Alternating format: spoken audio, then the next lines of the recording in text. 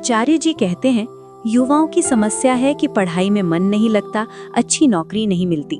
College में backlog के कारण तनाव होता है। कॉलेज में प्लेसमेंट का माहौल बहुत दबाव वाला होता है। किसकी कितनी पैकेज लगेगी, इस दबाव में बहुत से लोग कॉलेज छोड़ देते हैं।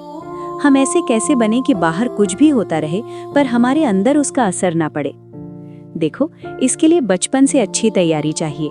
अगर बचपन से नहीं हुई तो खुद से अभ्यास करना होगा। समझो, जब कोई घटना बाहर घटती है या जब बाहर कुछ होता है तो उसका असर हमारे मन पर पड़ता है। जैसे दर्पण या आईने में जो आता है वही दिखता है, वैसे ही बाहर जो होता है उसका असर हमारे मन पर पड़ता है। फर्क ये है कि आईना कुछ नहीं चुन सकता, उसके सामने जो आता है वही दिखा देता है। लेकिन इंसान ऐसा नहीं है।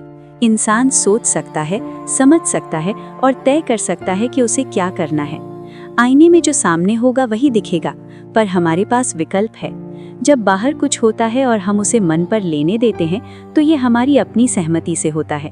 हम चाहें तो ऐसा ना भी करें। अभ्यास क्या करना है?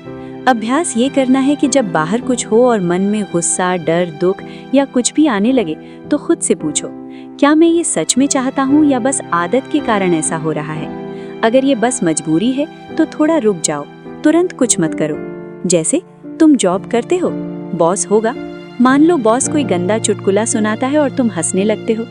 वहां अपने से पूछो, क्या मुझे ये हंसी चुटकुले की वजह से आ रही है या मजबूरी से? ये बात हमें छोटी सी लगती है पर हम इसका अभ्यास नहीं करते। अगर चुटकुला सच में मजाकिया होता तो हम अपनी हंसी रोक नहीं पाते।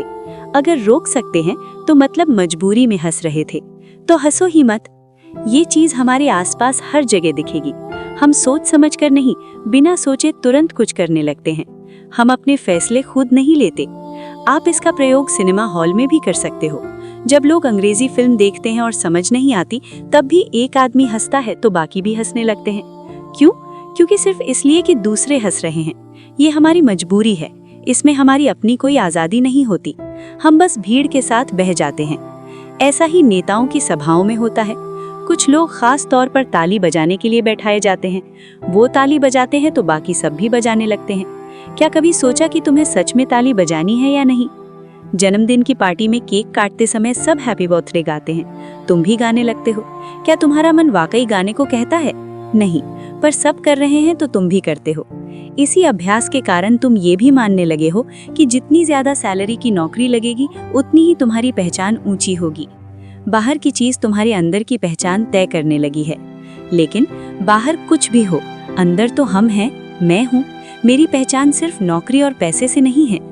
अगर तुम चाहते हो कि प्लेसमेंट के दिन अचानक कोई जादू हो जाए और तुम तनाव से मुक्त हो जाओ, तो ये नहीं हो सकता। इसके लिए लंबा अभ्यास चाहिए। हर उस जगह जहाँ भीड़ का दबाव हो, वहाँ खुद को स्वतंत्र रखना सीखो। तुम कॉलेज में रहते होगे, हॉस्टल में रहते होगे, वहाँ 5 लोग कहते हैं चलो रात को मूवी देखने चलते हैं, तो 8-10 लोग बिना मन के उनके साथ चल देते हैं, सिर्फ इसलिए कि अगर नहीं गए तो अलग थलग पड़ जाएंगे। हमें ये छोटी बात लगती है, लेकिन इसका अभ्यास कर सकते हो। जब कोई बड़ी मुसीबत आएगी तब तक तैयार रहने के लिए छोटी छोटी बातों में अपनी स्वतंत्रता का अभ्यास करो। अपनी आज़ादी का मतलब है कि तुम तय कर सको कि कब और कैसे जवाब देनी है। तो वो मजबूरी में नहीं, अपनी मर्जी से होना चाहिए। आदत से किया गया काम और सोच समझकर किया गया काम अलग होते हैं। आदत से किया गया काम अपने आप हो जाता है, जैसे गेंद गिरते ही उछलती है। इसी तरह अपना किया हुआ काम वही होता है जो तुम सोच समझकर तय करते हो। ये कोई भी काम हो सकता है, इसमें आज़ादी होती है और इसे रोज अभ्यास से सीखना पड़ता है। कॉलेज में कभी कभी पूरी क्लास बंक कर देती है। सब छात्र मिलकर क्लास नहीं जाते। 2-4 लोग तय करते हैं कि आज क्लास नहीं जानी और बाकी सब भी उनके पीछे चल पड़ते हैं। वो लोग जो क्लास में जाना चाहते हैं वो भी नहीं जाते, क्योंकि उन्हें अलग दिखने का डर होता है। अगर तुम्हें क्लास जानी है तो जाओ, अगर तुम अकेले भी क्लास में हो तो भी जाओ। अकेलेपन का अभ्यास जरूरी है। भीड़ के प्रवाह में अपनी पहचान खोना बहुत खतरनाक है।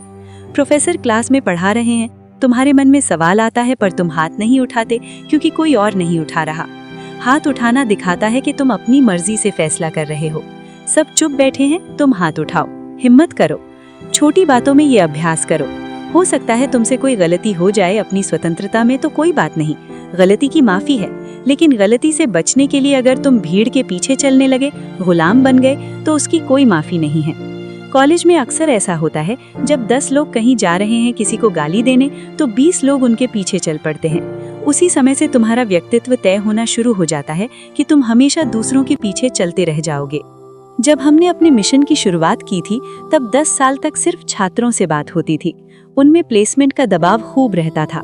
ये दबाव इसलिए नहीं था कि नौकरी नहीं मिल रही, बल्कि इसलिए था कि जितने पैसे की चाहत थी उतनी नहीं मिल रही थी। मैं पूछता था, तेरा महीने का खर्च कितना है? कोई कहे 4,000, कोई 6,000, कोई 10,000। फिर पूछता, तेरी नौकरी कितने की लग रही है? कोई कहे 50,000। तो मैं कहता, अभी में तेरा खर्च 6-8 हजार में चल रहा है और बाद में 50,000 कम पड़ने लगेंगे। ऐसा कैसे? कोई जवाब नहीं दे पाता। खर्च के हिसाब से तो सैलरी कम नहीं है, फिर किस हिसाब से कम है? जवाब भयानक रहता था लोगों का। हम कितना कमाएं और कितना खर्च करें, ये जरूरत से नहीं, दूसरों को दिखाने के हिसाब से तय हो रही है। प्रतिष्ठा, इज्जत का डर एक धुंधला सा डर होता है जिसे हम कभी ठीक से समझते ही नहीं। कुछ लोग कहते एजुकेशन लोन है, ठीक है, EMI कितनी है? 8-12 हजार, फिर किराया देना होगा, सब मिलाकर 30,000 से ज्यादा नहीं बनता। तो 50,000 की नौकरी लग रही है तो रो क्यों रहे हो? नहीं, वो कम है। क्यों कम है? करोगे क्या? ये सब आदत है। हमने अपनी इज्जत को बेकार नंबरों, खोखले आंकड़ों और दिखावे से जोड़ लिया है। ऐसा करोगे तो जीवन में अकेले चलना कैसे सीख पाओगे? नया काम कैसे कर पाओगे? हर छोटी बात में खुद से पूछो कि जो हो रहा है क्या वो मेरी सहमति से हो रहा है? भाषा पर नजर रखो। ऐसे शब्दों से बचो जैसे लोग कहते हैं ऐसा माना जाता है, ऐसा कहा जाता है। लेकिन तुम उनसे पूछो, आखिर किसने माना, किसने कहा? साफ साफ बताओ। जहाँ कहीं भी धुंधली बातें सुनो वहीं रुक जाओ। पूछो, ये क्या है? साफ बताओ। अगर साफ जवाब नहीं मिलता तो मत मानो। जैसे हॉस्टल में सीनियर्स कहते हैं हॉस्टल के लिए वफादार रहना। पूछो, वफादारी माने क्या? परिभाषा दो। लेकिन हम पूछते नहीं, बस मान लेते हैं। तुम्हारे लिए एक पूरी स्क्रिप्ट तैयार कर दी गई है। अगर तुम पहली से 100वीं बात मानते चले गए तो और भी आगे बात माननी पड़ेगी।